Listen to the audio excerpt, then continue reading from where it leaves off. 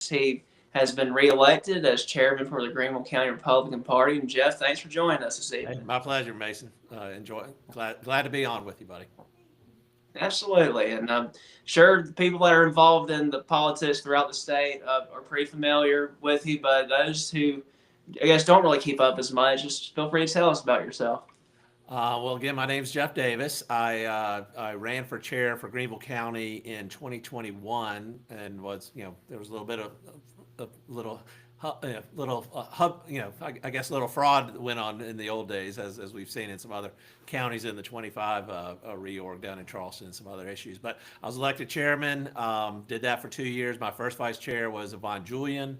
Yvonne replaced me as chair in the 23 term. I was the state executive committeeman, hoping to go down to Columbia and represent Greenville County down there. And Drew McKissick won't let me come into the meetings. So there's not much of a point of being the state executive committeeman if you can't come to the meetings. So Yvonne and I have switched spaces. She's going to be our state EC, and I'll be the chairman again for the next 2 years. And we're really excited about it, and we're looking forward to the next exciting 2 years.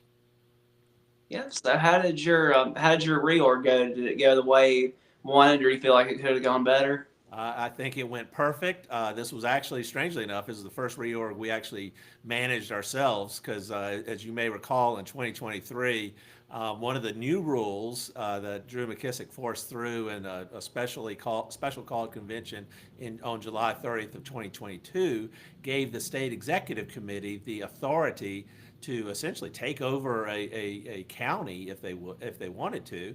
And in our instance, they didn't take over our county; they took over our reorg process. So even though I feel like, or we felt like it was a violation of state law, we, instead of just, I think you can't always cry in your cereal. You got to find a way to kind of beat them at their own game. So in 23, we just said, okay, we'll play by your rules, and we outnumbered them, and then we beat them pretty bad in 23. And then in 24, they gave us the biggest Christmas gift on the planet. They actually, the Rhinos, or the old establishment, boycotted reorgs. So I think a part of it, we would substantially, the best chance they would have had to have ever beat us would have been 2 years ago when the state party was running it, when they gave it back to the same people who had cheated in 2021. But if they're, for our instance, there's probably, I would say, 200 or 300 of them, Rhino or Rhino establishment, old guard, that would have come. And had they come to reorg, I mean, it would have just given us, and come to the county convention, would have been $20 extra a piece. So I don't think they want us to get the extra $6,000 and use it against them in this next 2 years. So we were happy they stepped aside, and we'll just grow it all ourselves, and that's it's going to be really exciting. Absolutely. So yeah, it's good that it went well, and I saw you had Steve Bannon and Nancy Mace there. So it seemed like you had a lot of good guests there. Yeah, our the convention went perfectly. Everything from the opening color guard to the final votes at the end. So we actually the keynote speaker was, as you noted, Steve Bannon. We did have Nancy Mace opened up for us, and then we had Curtis Loftus. So then we just did our elections. Myself for chair, Vaughn for state EC, and Mike Voden for first vice chair. And we didn't even have competition in that. So it was a simple, nomination and second process for each of us. And then since there was nobody else nominated, it was by acclamation. And then we elected our state delegates by ballot, as you should do. And then I think we did do one small rule change. We adjusted our rules. I think there was a small minor adjustment, and then just reordering it. What we'll probably do over the next 2 years is really kind of hone down into our Greenville GCRP rules, and then just try to clean up some things. So some counties don't even have county rules. Some counties have antiquated rules, and as you know, Mason, the rules written in the old days are to be interpreted multiple ways, and I think they actually do that on purpose. So what we want to do is clarify exactly what the rules mean. As you would do, as you would see in, I'm a lawyer, tax attorney, CPA. You would see an explanation of why the rule is a certain way, and then and clean it up for that. So that's what we're going to do in the next 2 years as well. So. And yeah, one thing too I wanted to mention is I saw that the state senate had voted or recommended to remove Curtis Loftus, and I was curious what your thoughts were on that. Just at least from what I'm hearing in my county, that people are very upset with how our state senator had voted and just the overall situation.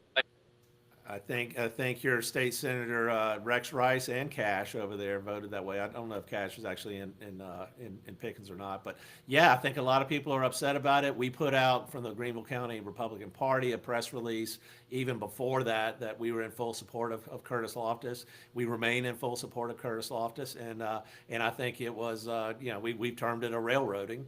And 33 to 8, and even the 8 that voted in favor or voted not to go forward with that resolution, even none of them really even spoke up for him. So I think it was more confirmation of what we've been saying, is that our legislators are not listening to the people. So I think Curtis, and I think everybody widely believes that Curtis Loftus is the most popular elected official in this state.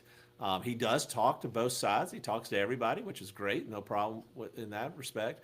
I mean, to sit there and try to blame a guy that had really no blame in the whole process is infuriated and really motivated the grassroots. So I hated to see Curtis go through that, but if it's woken people up to the fact that our legislators are not listening to what their citizens are telling them, and the way I've tried to equate it, just from a commonsensical point, we've had 2 people resign over this. Ekstrom resigned as the comptroller general, and then I think the auditor is gone as well. Why are you trying to blame the banker, Curtis Loftus' treasurer's position? Why are you trying to blame him when his responsibility is to manage, the assets which he has in those bank accounts and those investment accounts? And to me, it's an equivalent of for an individual, it's like blaming your investment advisor if your CPA tax attorney does something wrong in your tax return. It makes no sense. And even Ekstrom, I think, has taken responsibility for the 3.5 billion original thing. And I just, what is Curtis Loftus's fault in any of this? I don't see it. I don't see it as a tax attorney CPA, and I will tell you, and we'll put out a story about it, but one of the state senators, actually a new state senator out of a Democrat out of Charleston, he literally read off and quoted page 9 of that report from the independent CPAs, which cost the state taxpayers $3 million, and called it a false journal entry. And the word false is not in that report, and it's a really nice short 10-minute clip, even shorter for the part where that state senator was saying that. But I mean, it's shocking to me that they are literally just trying to tarnish his name. And if you ask me, I think he's going to be kind of Teflon, and he's going to come back stronger than ever. So I could not be more proud of him for running for re-election, and quite frankly, my text to him would be, why don't you run for governor? So I think it'd be even better, but we got to have a good treasurer too, because it's an important position. Yeah, the matchup for governor doesn't look very strong.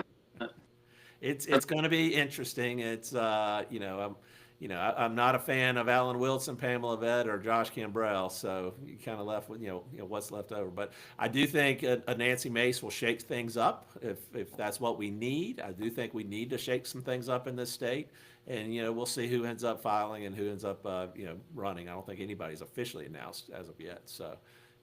We'll just see where it goes. But, I'm excited about Curtis Loftus running for re-election.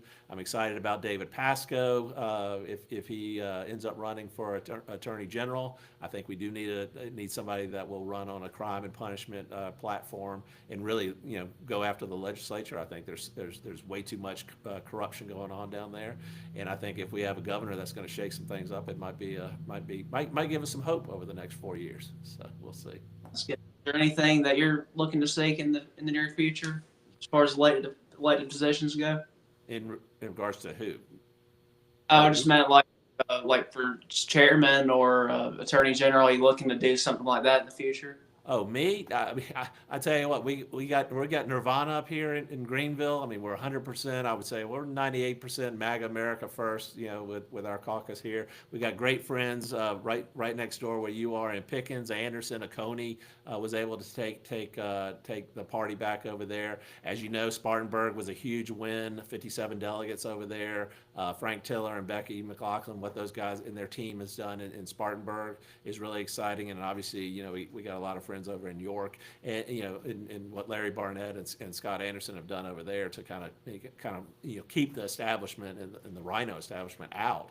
And then we got friends all across the state. So what we're looking to do is really over the next 2 years. I mean, there's a possibility we can take out Drew McKissick, but if as you've probably heard some other people talk about, and I saw earlier that maybe you interviewed Lauren Martell. She probably told you what they did in Beaufort and told you what they did in Charleston and how they kind of ramrodded through. I don't know how you have a competitive election for chair and executive committeeman, and you take it by a voice vote. That's just it's just especially even if there was just 10% of the people, and from what I've heard and even the recordings I've heard, I mean they our side, the MAGA America First side, seemed to have the majority from the voice vote, but then you've got a temporary president or permanent president that's calling balls and strikes, and it always seems to go the establishment's way. So it's probably, in my opinion, something illegal, criminal, however you want to do it. I mean, you're hearing constantly, even now on the national level, using the RICO statutes, the racketeering. So, and in racketeering, each individual piece may not be illegal, but when you put it all together and see what they're trying to achieve, it then becomes a crime. And that's how they broke up the criminal, the mafia syndicates of the old days. And I think if you look at what's going on now, I mean, it's pretty much a syndicate of what's happening. This group is helping this group, which is helping this group.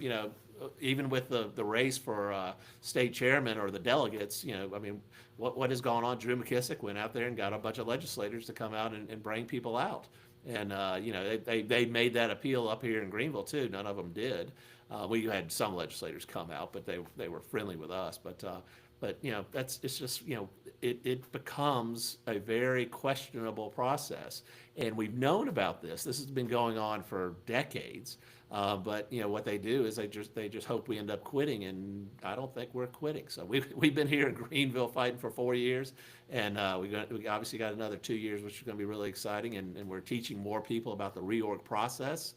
And our goal, and part of our goal should have been this year, and is in 2027 we need to walk into that convention with 75% of the delegates, and then you can't be cheated. You can't go in there with 50% plus one because you can't get a fair shake. But if you go in there with 75%, and for every 3 people we got, they got 1. It will be pretty obvious, and that's what we've got to do. So in the next 2 years, we're going to take a keen focus on some of the smaller counties, maybe go after some of the bigger counties. Richland is something that's way on my chart. I mean, that's ground zero for the establishment, if you will.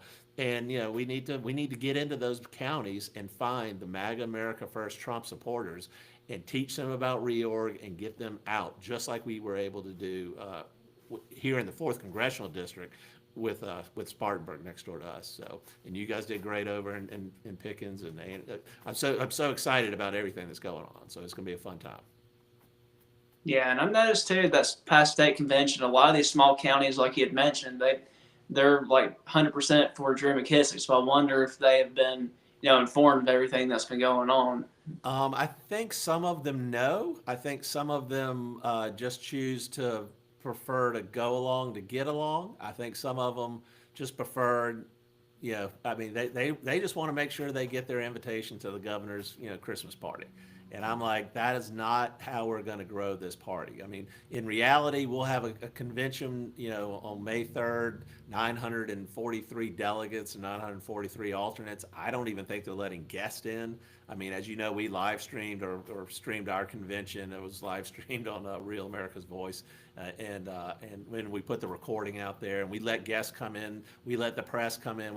Anybody that wants to come, it's fantastic. But I mean, because we have nothing to hide. The state party, I think, has stuff to hide, so they don't want to let any guest in there, and then they're very even selective on the press that they let in. So we believe in what Donald Trump teaches, which is also radical transparency. So we're going to be as transparent as we can. We want as many people to learn about it, because my belief has always been that the citizens of the state of South Carolina are good, hardworking, God-fearing conservatives The problem is our legislators. They do not represent the people. And I think this fiasco that went on Monday night, railroading of Curtis Loftus, and we live streamed it. I mean, we had it up for 10 hours and 15 minutes. We were giving commentary as part of the podcast piece of it, and just showing. And it was eye opening for a lot of people. I think, I'm a big believer in God's plan and God's timing. And I think this was part of God's plan to actually show and wake up the citizens of this state. And I talked to a radio host today, and I said, our main thing is to make sure. I mean, the Senate is not up for reelection until 2028, and our main thing and our main goal needs to be, let's not forget what happened this past Monday. We have got to remember it. We've got to focus on it.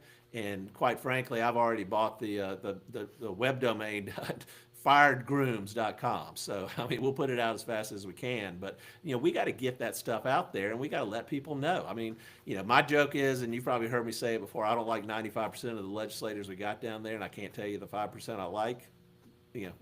I do like Curtis Loftus, but he's, but I mean, it's a moving target, and they were given permission, you're going to have a hard time in your district if you vote against Curtis Loftus, so we'll give you permission to vote in favor of him.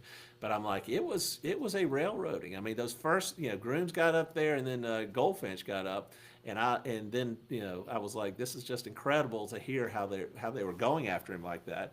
And then the treasurer's, his defense folks that got up there, I mean, they made a beautiful case. I mean, and then it was just like all of a sudden, then each of the senators got their 10 minutes of Q&A, and they just started going after him. And as I told you that example with that the Democrat out of Charleston, and sadly he's a Citadel grad. I think he's a 2006 Citadel grad. So I graduated '89 from the Citadel, and it's kind of disappointing to see somebody literally holding the piece of paper, reading about it, and saying the word false. You can't, and it's not written in that document. And I think when you watch the tape, you kind of see Curtis is like, what are you talking about? Where did it ever say we put a false journal entry in there?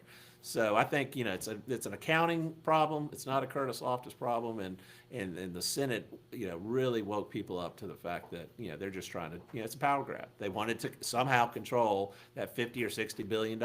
And I come from dealt with some stuff in the banking world in my previous life, and just telling, just being able to redirect where the cash is custodied. If it goes from bank A to bank B, and bank B happens to be a big donor to Larry Grooms, then I think that donor is going to get, even a bigger donation type stuff. So that is the type of corruption that I think we need to ferret out. We all talk Doge. We all like what's going on up in D.C. with Doge. The citizens are Doge. We have to get involved and actually look that type of stuff up and work it. We got to work FOIA requests. We got to work document requests. We got to get the information out. Podcasts like this, I think, are going to be critical to let people know and hear what's going on out there. It's an information war, and we've somewhat defeated the mainstream media, and everybody knows MSNBC and CNN are all kind of on the take. But it's going on here locally too. It goes on the small scale. So we've got to get more information out there. I mean, literally, I think one of the articles the other day, there was this 50-51 protest that the Democrats are doing. They sent us an email on Saturday asking if we had a comment from the Greenville County Republican Party. And my comment back was, I haven't even heard about it because, it's so insignificant to us up here.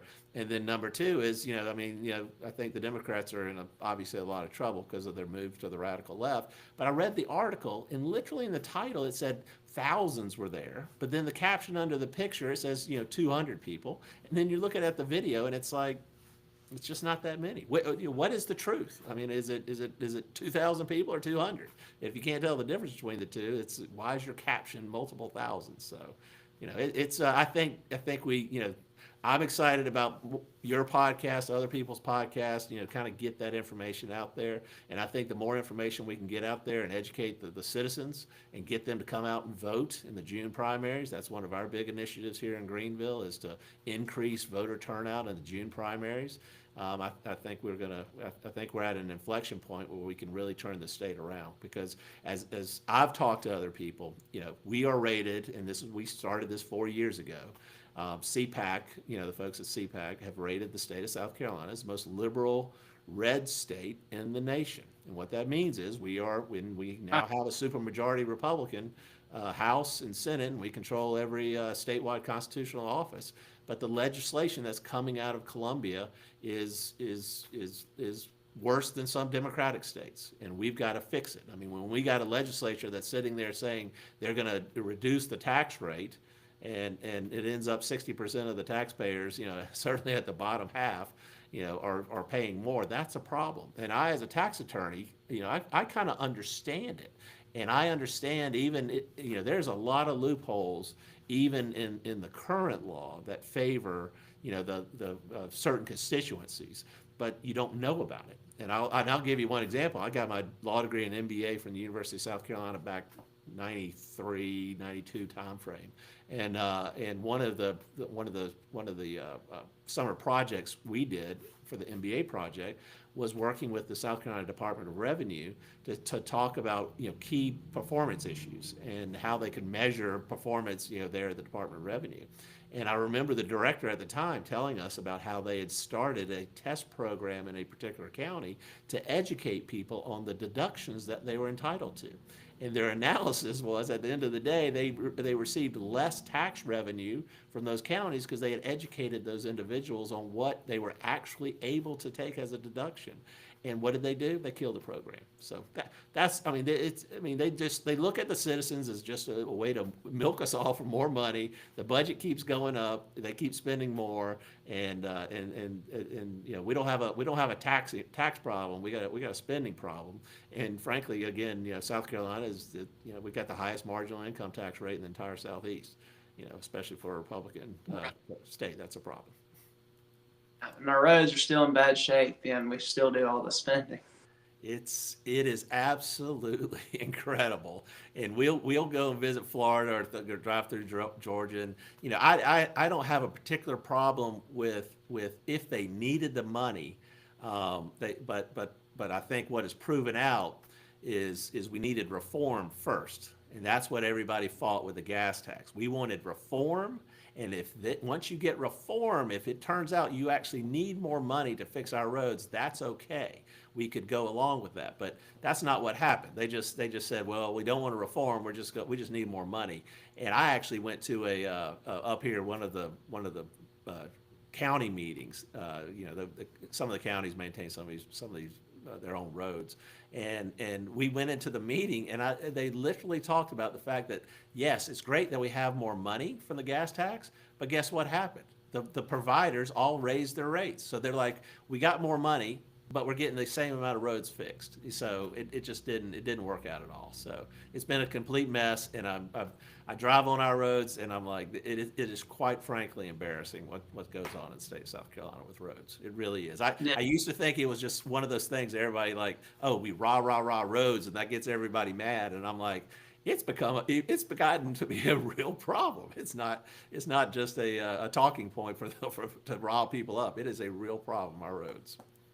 Potholes everywhere. Yeah, it is quite frankly very embarrassing in South Carolina. Yes, it is. It's humiliating. I mean, we have, our state is about half the size geographically of Georgia. We have about half the population. We should be emulating them a little bit more. We should be emulating the things that I'm not necessarily a Ron DeSantis fan. Not anybody that got talked into running against Trump in the primary, I'm not real excited about. But we need to be doing more of what he was doing down in Florida. And now what you're seeing down in Florida, times get good, and he's having to now fight his own legislature down there. So it's the legislature, and as you know, the state of South Carolina is a legislative state. Our governor is probably about number 7 on the power rankings, if you will. It's other folks that kind of run the whole show. So, you there? But yeah, I'm hoping too that Byron Daniels he does well. I saw that he's gonna be running for governor. Yes, it'll be interesting. Yeah, I'm excited about that. So I'm super excited about Florida just in general. Just think about what a problem it was several years ago on the presidential side.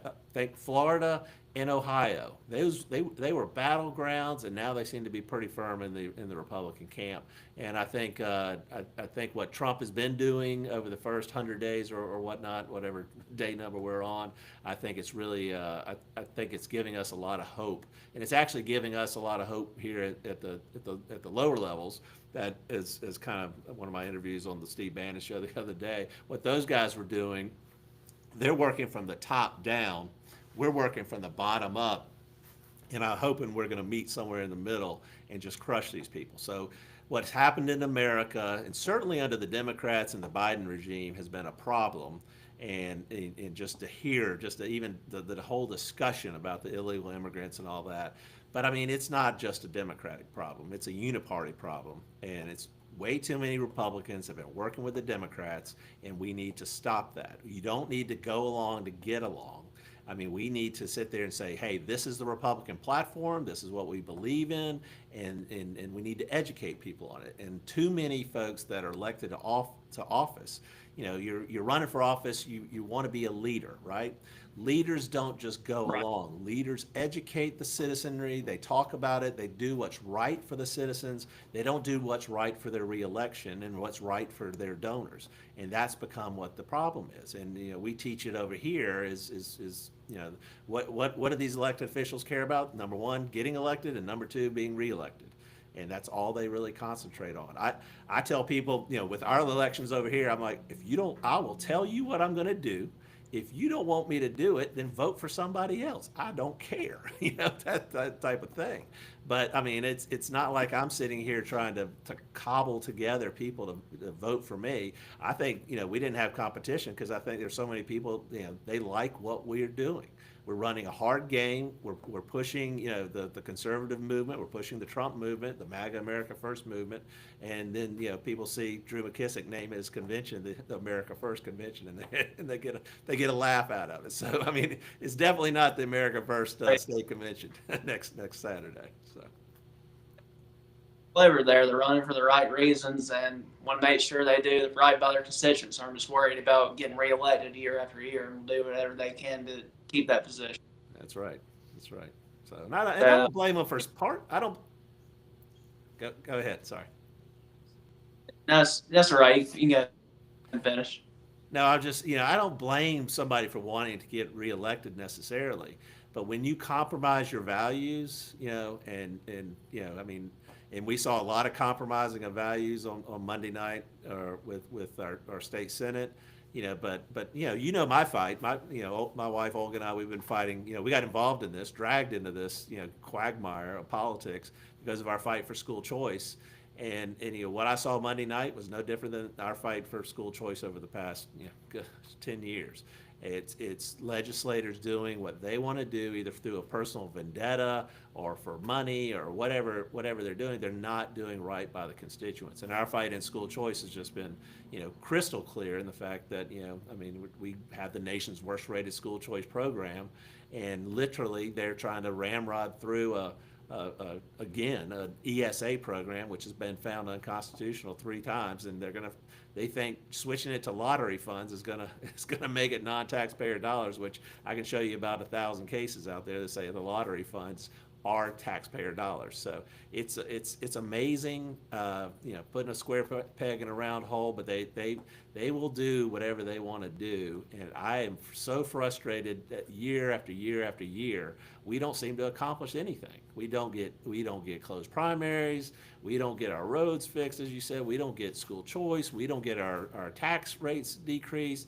And then you got a governor that's trying to push through a guy like Simmer. And I'm like, why did he want to die on that hill with Simmer when, even if 10% of the people, have lost confidence in him, and I think there was a much larger percentage of that, why would you keep pushing on that? The same thing is with our, with the elections. I mean, elections are easy to fix, and why is the state election commission fighting back and pushing back on what Laura Shaw and South Carolina Safe Elections are trying to accomplish? They're just trying to give confidence back into our elected process. And there's a lot of people that, I've talked to them that say they don't want to come out and vote because they don't trust the system. And I'm like, well, that's exactly why you need to vote, because we need to make it too big to rig, kind of what I think happened in November with Donald Trump. We got to do the same thing here in South Carolina. And I will tell you, the June primaries of 2024, I think statewide we averaged 13.3%. Here in Greenville, we did a little bit better. We were at 17%. But our focus is how do we increase that turnout? If we're here in Greenville at 17%, if we can get our people out and each of our precinct ECs and presidents and precinct members can get that increase from 17% up to 22%, and if those are MAGA, America First, Trump supporting type people that really just, constitutional conservatives, those types, we can flip the entire system. And we really need to do that in all 2,307 precincts in this state. And I think once we do that, we will get better legislators, and then we will get better legislation. But until then, we're just going to keep getting more of the same, because nobody ever thinks their legislator is bad. It's always somebody else's. I mean, and it frustrates me to no end. We have people up here, in Greenville that'll say, oh, the problem is all these people moving into the state coming from New York or California or Oregon or those types of places. That's not the problem. Those people, a lot of those people, I mean, there's some of them, but a lot of those people will walk in our doors, our headquarters doors here and say, I moved to South Carolina because I thought it was a deep red state, and I woke up and I was like, 20 years ago or 15 years ago, I feel like it was in California. And if we don't do something, we're going to go in that same direction. So, those people are actually, quite frankly, some of our best fighters and people the most engaged in the process, because they've seen it, and and they're in the same situation I am. Where do we go? Where do you move? If we lose South Carolina, where do we move? So I don't know anywhere else to go. And my family's been here since the 1600s, and I'm stubborn, so we're just going to keep fighting it out until we win this battle. I think we got a good opportunity to do that. And then, but the second thing I hear people complain about, up here in the upstate, they'll say, well, it's all these counties down on the coast. I don't buy off on that either. I mean, we have a responsibility to get people out down there too, and I think there are. And if you look at the number of Trump voters across the state, and especially in these small counties, we just got to educate them through podcasts like this, and we got to let them know what's going on. And I hope a lot of people woke up from what happened to Curtis Loftus. It was a travesty. Definitely, yeah, and it gets blue up here too. So yeah, it's definitely not on the coast. No, that's for sure. No, and let me tell you the one example I like to give to a lot of people about that. Remember a couple years ago when the House killed the girls and girls sports, Save Women's Sports Act. It was the first one. They ended up passing it later, but there were 6 Republicans on the committee in the House that killed it. 3 of those Republicans were members of the Greenville County Legislative Delegation. One of them was Neil Collins. One of them was Jason Elliott. And then what was the third one that Thomas Beach beat over there? But we still got Neil Collins, and we still got Jason Elliott. West. Cox. Yes, it was Wes Yeah, Cox. and so it's not just on the coast. Neil Collins. Yeah, I mean, those they mentioned, they're pretty well known. So yeah, they have that name recognition. It's definitely hard to beat. Yep. Sure.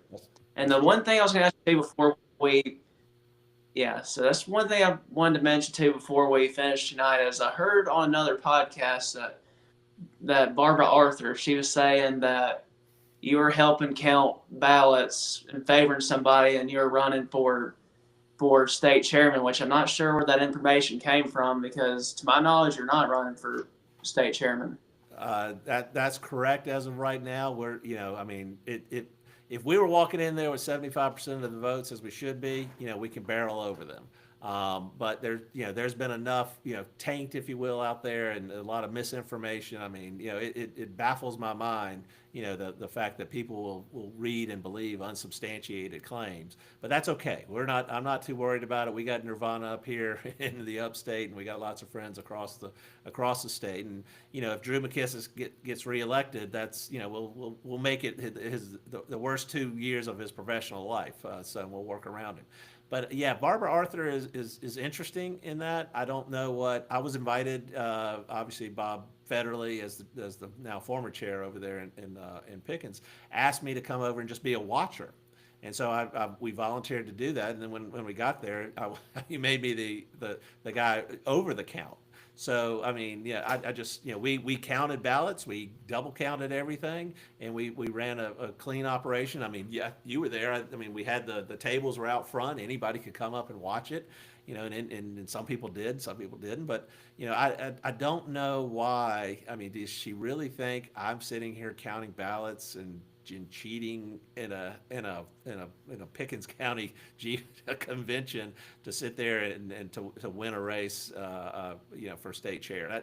That makes no sense. But I've also heard that I've heard all kinds of other crazy stories. So I'm working. I think one of the last claims that I heard the other day is that I'm actually working with the establishment, Republicans, to keep me out of jail. So, I mean, I'm like, does she not understand the establishment Republicans are the ones trying to put me in jail? So, and because those are the ones that pick the judges. So, I mean, the whole thing is crazy. And it just, I think she's imploding on a daily basis. So it is what it is. We'll see. Yeah. No rumors get started. Someone said the incumbent for county council paid me off so that I could help him get another term. I don't know where people get this information. It's just mind-boggling. I used to, and I will tell you, I mean, we've been dealing with it, obviously. 2019, we had Presley Stutz run for chairman up here in Greenville County, and we lost that race. That was our first foray into reorg, and then we came back in 21 and really, once we figured out the game, we trounced them. And then, but I mean, even back in 21, I mean, they were saying some of these same things, and it's just like it affects some people. They just won't affect that one, small 1, 2, 3%, which I think was what they tried to do to Curtis Loftus. They're trying to impact him a little bit, and they had mailers against us, making up stuff. I mean, robocalls and all that. I mean, it's amazing. But what we try to teach people is it most typically, dig deeper. You need to dig deeper on all of these things. If somebody says something, accuses somebody of something, number one, does it make sense? You have the authority to kind of question. We should question everything. And quite frankly, one of the things we teach people is don't trust anybody. Don't trust me. Don't trust them. Just and especially when it doesn't make any sense, just dig deeper. And most people just don't have the time or energy to do it. They got a life, and they're not like you and I, that we do this way too much. But does it make sense that I'm over there cheating votes in Pickens County for the chair race? I mean, it makes no sense whatsoever. When in the converse, you've got Drew McKissick actually ramrodding through some of these other county conventions. It just that's how some people think they get ahead, is by tearing down other people, and we don't necessarily believe in that. But we do believe in exposing the truth and teaching people, and we want people to learn from themselves. So not be manipulated mentally, as we all have for decades. Absolutely. So, is there anything else you'd like to mention to our viewers while we're on the air? No, I mean, kind of just think about it over the next 2 years. Any of your viewers that have not participated in reorg, they need to get involved. Get involved in your local party, especially try to find out who the MAGA, America First people are. If you have any questions, reach out to us here at the Greenville GOP, and I guess I neglected to mention I'm also associated or a founder of myscgop.com or .news. If you'd like to go on there, we put a lot of information out there. But what we want to do is get more people involved. And until we get more people involved, civically engaged, we're going to just get more and more of the same. So just get out there, learn, reach out to us, team at greenvillegop.com or either team at myscgop.com. We'll be more than happy to help you and point you in the right direction. If you're a Trump supporter. Yeah, I couldn't agree more. Oh, yeah. Yeah, that it all starts down at the grassroots. That's That's right. regardless what political affiliation you are. If you want to get good people in there, you got to start with the involvement, get grassroots involved. That's right. That's exactly right. So that's what we're doing. Yeah, absolutely. Well, Jeff, it was a pleasure having you on, and I hope you have a good time at the state convention. All right. Thanks, Mason. We appreciate your time. Uh, See you, buddy. All right. Thank you. Bye.